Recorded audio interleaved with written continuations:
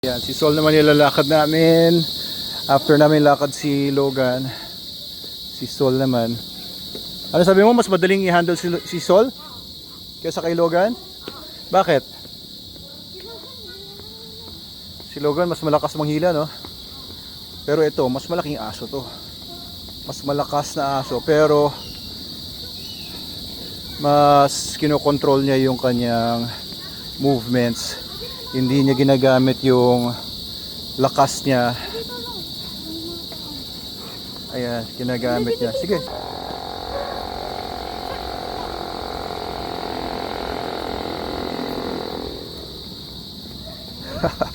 Ang katakot si Sol, ang laki. Kumpara kay Logan, definitely mas massive siya. Mas muscular. So parang potentially meron talaga siyang mas malakas na power. Pero si Logan, iba talaga yung drive niya. Ito, pinipigilan pa niya yung sarili niya. Hindi pa niya nagagamit yung total ng lakas niya.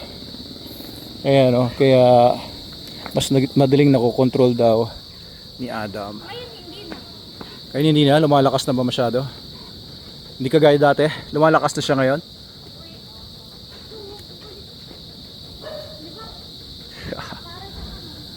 Oo. Good boy, Sol.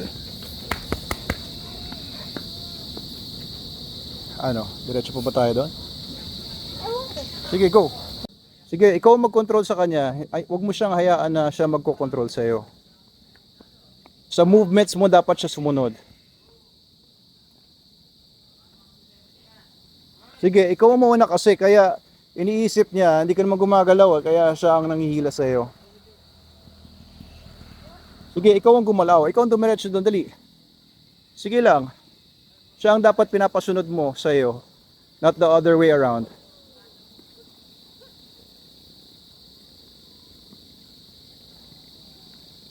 Sige, dire-diretso ka lang kasi pag putol-putol ay siya ang pinagde-decide mo.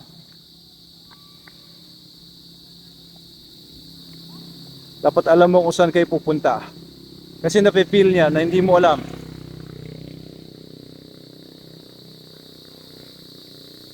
Dapat nafe-feel ng aso na alam mo kung saan kayo pupunta, kung saan mo siya dadalhin. Hindi yung uncertain ka. Hindi yung hindi mo alam. Sige. Ikaw nga mauna sa kanya. Huwag mo siyang hayaan na nauna sa'yo. Sige, go. Sige, bilisan mo lakad mo.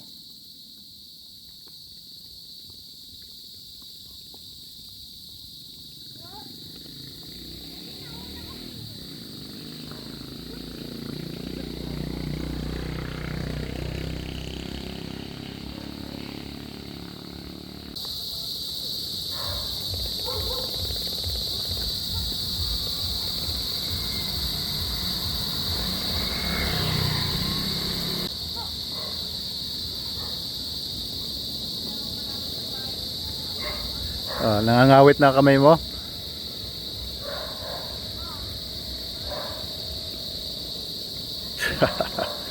Ganda naman maglakad ni Sol. Matikas.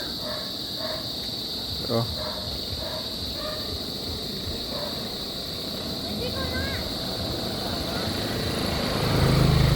sige lang.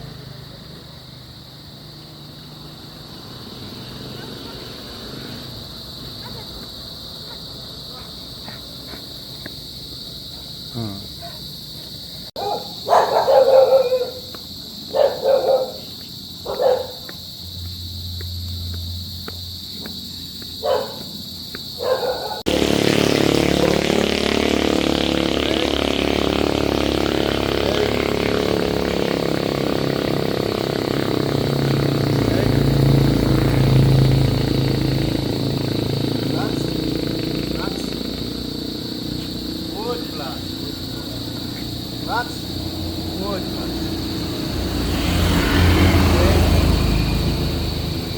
Stay. No, that's stay. Stay. No, that's stay.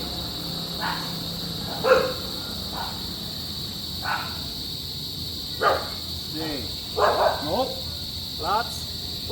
Stay. Flats. Stay. Stay.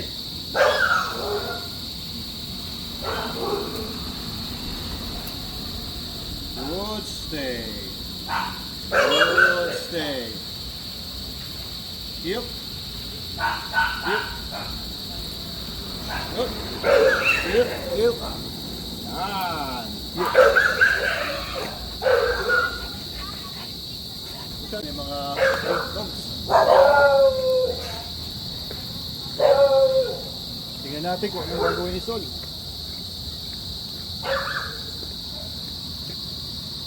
Eh, di masugusan. Yeah.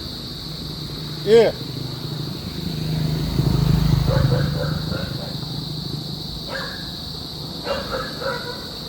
Leave it. Leave it.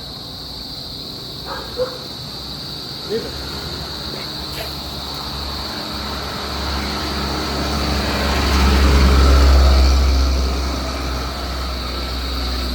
Uy, wait lang nga. Okay. Tara.